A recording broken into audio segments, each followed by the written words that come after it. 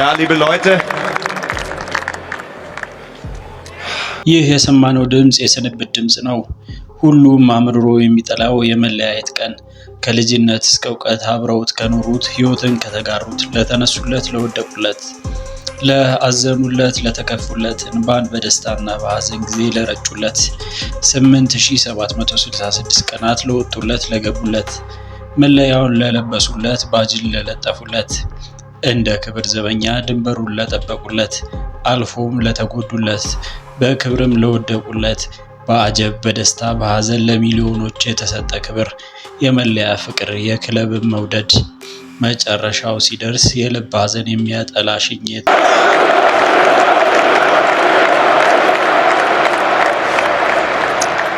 Wenn man so überlegt, was die letzten 25 Jahre auch so passiert ist. የዚህ ሽኝት ድግስ በዕለተ ቅዳሜ ሜይ 10 በባየር ሙኒክ ቤት አሊያንዝ አሬና የእንባን ድባብ ጥሎ አልፏል። ከመንደራቸው አብራ ካሳደጉት ለክብር ያበቁት ምርጥ ልጃቸውን በደጋፊዎችና ክለቡ ፊት ተሰናበተ።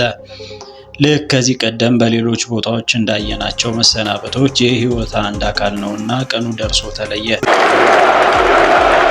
ቶማስ ሙለር የ25 ቁጥር መለያ ባለቤት፣ ሲያሻው አጥቂ፣ ሲፈልግ የክንፍ ተጫዋች ሆኖ የሚያገለግለው የ35 ዓመቱ ጀርመናዊ እግር ኳስ ከልጅነቱ ፈልጋው በ2000 ወደ ቲኤስቪ ፖሃል አመራ። እዛም ብዙ ትምህርትን ቀሰመ። የቡንደስሊጋው አለቃ ሙኒክ በመላው ጀርመን ኮከቦችን ብሎም ተስፈኛ ልጆችን ማደብን ያውቅበታልና በ2009 ወደ ወጣቶች ክለብ ቀላቀለው። በዛም ጊዜ ራሱን አሳየ።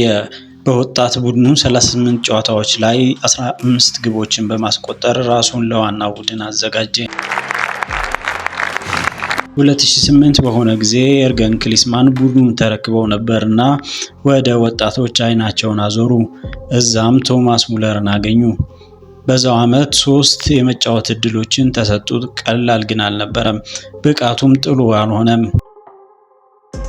በዛው ጊዜ ለጀርመን ናሽናል ቲም ወጣቶችን እንዲያግዝ ተጠራ። በጣም ጥሩ ጊዜን አሳለፈ።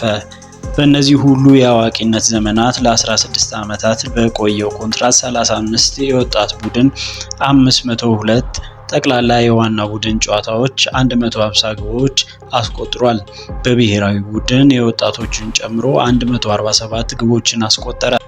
በጨዋታ ላይም ሆነ በህይወቱ ሳቅ አጠገቡ የማይለየው እንዲሁም ኮሜዲን የሚያስንቀው ሙለር 13 የቡንደስሊጋ ዋንጫዎችን፣ 6 የዲኤፍቢ ፖካል፣ 8 ዲኤፍኤል ሱፐር ካፕ፣ 4 ቻምፒዮንስ ሊግ፣ 2 ሱፐር ካፕ፣ 2 የፊፋ የክለቦች የዓለም ዋንጫ፣ 1 የዓለም ዋንጫን አንስቶ በክብር የተንቆጠቆጠው ከ20 በላይ የግል ክብሮችን ያሳካው ቶማስ ሙለር ከደመቀበት እግር ኳስ ጫማውን በክብር በ2024-25 ቡንደስሊጋውን በማንሳት በክለቡ አጋሮቹና ደጋፊዎቹ ታጅቦ በክብር ተሸኘ።